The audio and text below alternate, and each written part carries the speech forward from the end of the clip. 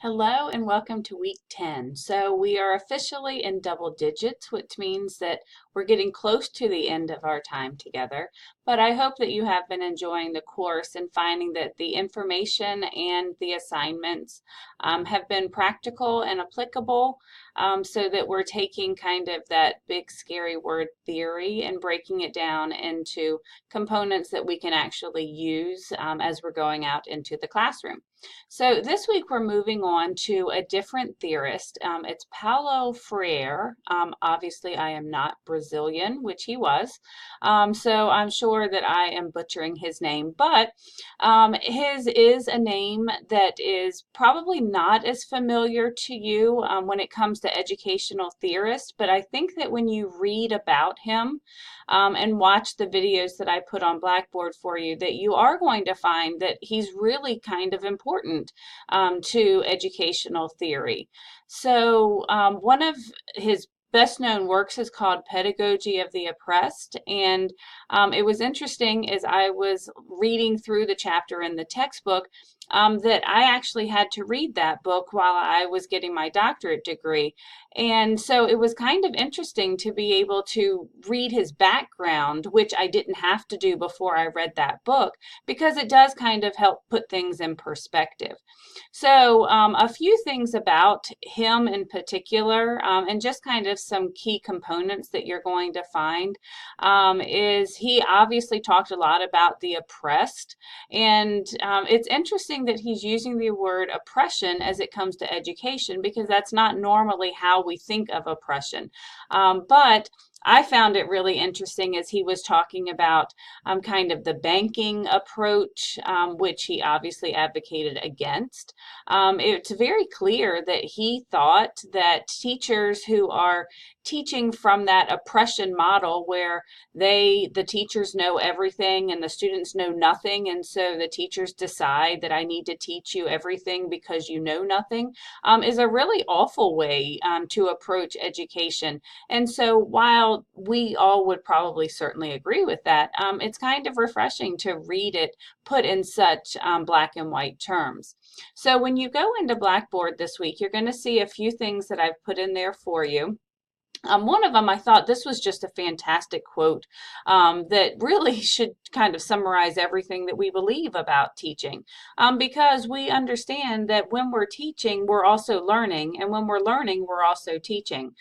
Just like when we go back to Bloom's taxonomy, and we found that when someone else has to become the teacher, that's when they learn the material the most.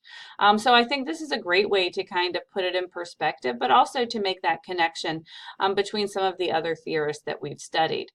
So as we're looking at his Pedagogy of the Oppressed, this is the actual book. It's just in a PDF format. So I'm certainly not expecting you to read it for this week. I think that it's 181 pages, but I would definitely save it to go back to. And if it is something that you're interested in, this would actually be a great book if you wanted to use it for your book review, because it's primary source. It was written by him, and so here you have access to it. It's only about 6 slides. It's a very quick PowerPoint, and actually the video that is embedded in there is this one. I just wanted to make it easier for you. But again, I always think it's fantastic to hear the words from the actual theorist's lips. So here was a video of him discussing what he believed. And then this is another video that I'm going to ask you to watch, and it's going to lead to your discussion board. So by the time that you've read the information in the textbook, you have viewed the videos that I've posted here, then I want you to do a discussion board. And it's only 2 questions, but really it's starting to look at, now that you kind of see what he thought about, obviously, that banking approach, as you're starting to look at what our educational system looks like, is it something that he really would have agreed with or not?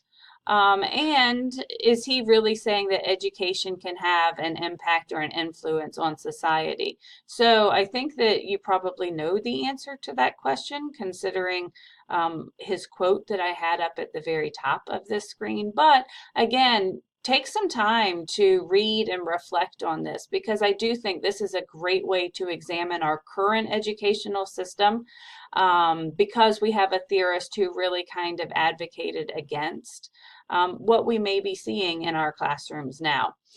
So the only other resource I put in here, this is actually a website that is based solely on his beliefs about education and how we should be implementing it in the classroom.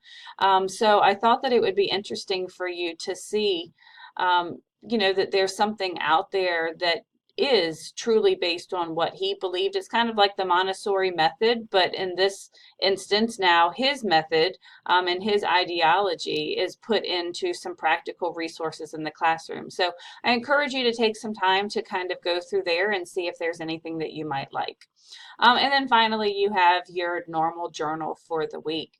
I thought it was interesting, even as I was reading your midterm exams, that it was so great to see that you were taking information from your journals and the discussion boards, and you're already able to put it into kind of a more comprehensive piece. And that's exactly what you're doing for that final philosophy paper. You really are kind of taking bits and pieces from everything in order to construct your own personal beliefs.